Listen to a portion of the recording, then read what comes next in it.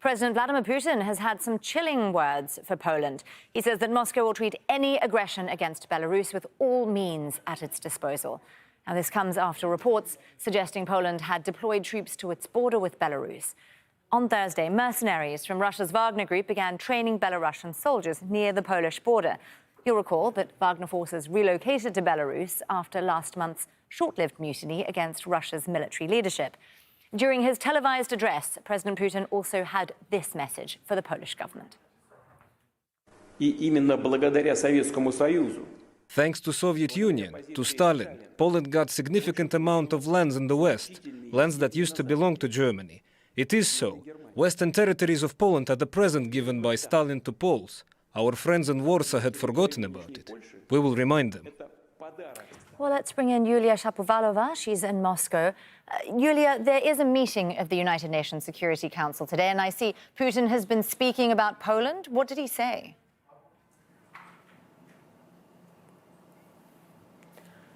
Well, first, Vladimir Putin's lashed out at the Polish leadership, saying they're seeking to form a coalition under the NATO umbrella to intervene in the conflict in Ukraine and annex a large piece of the Ukrainian territory.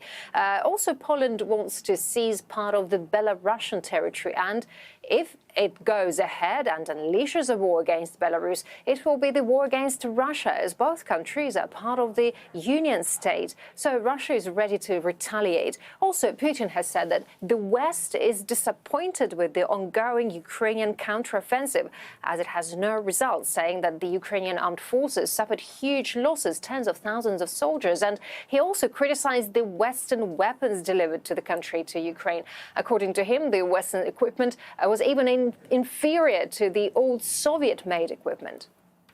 Yulia, I believe the Russian Deputy Foreign Minister has also made some remarks there about the grain deal. What's been the latest?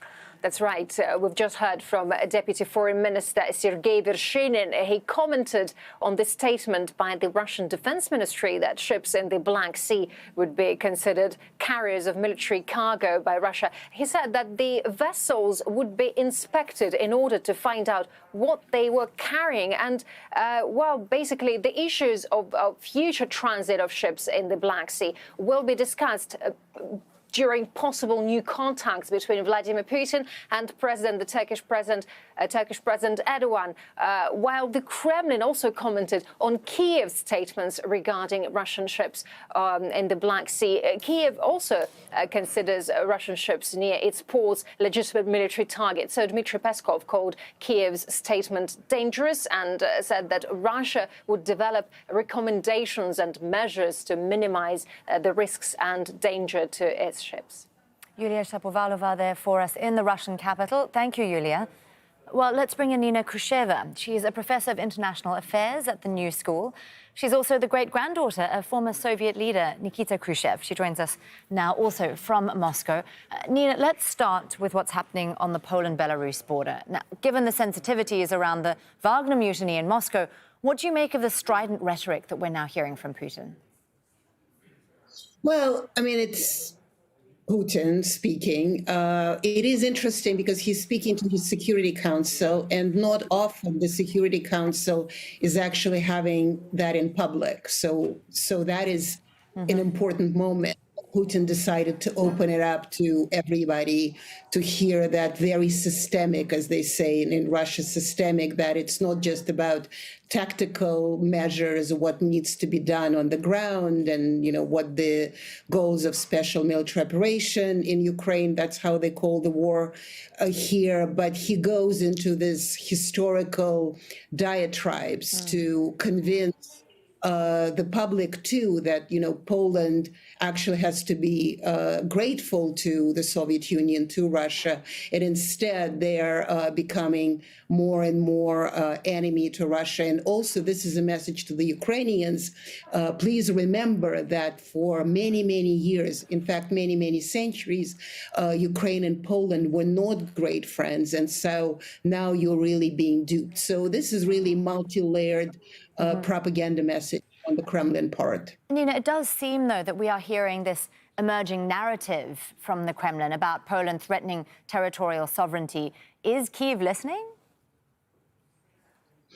I don't know. I mean, I assume they do. They must be. But I don't know if it's emerging because we actually heard that before that the actual goal in Poland or for Poland to be so helpful to the Ukrainians is indeed that they want to bite out these parts. They used to be Polish parts and whatnot. So that message actually comes in and out of the rhetoric. But now, of course, with Belarus and Wagner group being there, and Poland bringing troops to the border with Belarus, and also Poland saying that it would like to potentially carry NATO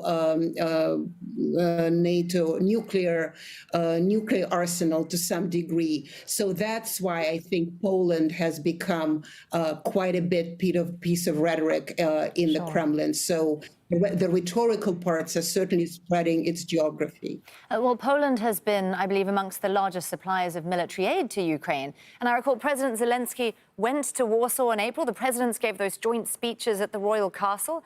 As you suggested, I know they've had a difficult relationship in the past, the two countries. There are obviously tensions now about grain imports, but right now they do look like very close military allies. How is all of that perceived in Moscow?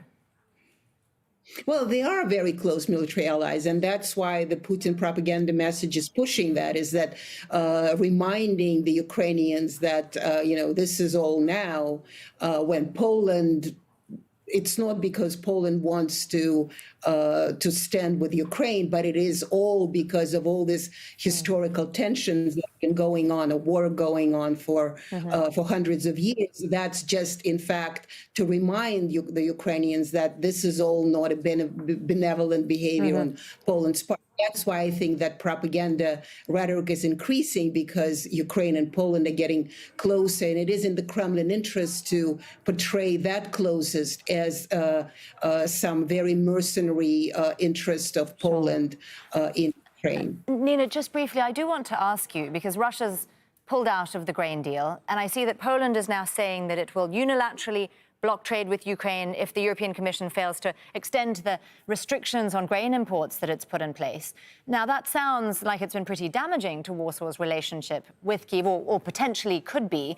Do you think that this is Moscow's decision to also try to drive a further wedge in here? I don't think so. I think that when Putin says that, that the deal was not convenient for the Russian side because none of his demands were met, I think he really means it. But I think these are the complexities of global relationship. This is the complexities of relationship of neighboring countries. I mean, Poland, I don't doubt that Poland is firmly standing with Ukraine, but also Poland has its own agricultural interests. And so far, what we've seen is that Ukraine and Poland have been able to handle this kind of complex agricultural relationship quite well. And so I don't doubt that they will continue to do so. But for Putin, it is an important, once again, it is an important way of putting in a wedge in between the two countries. Grain deal, I think it's a much larger problem for Putin than just relationship on the grain aspect or agricultural relationship between Poland and Ukraine. Sure. Nina Khrushcheva there, a professor of international affairs at the New School.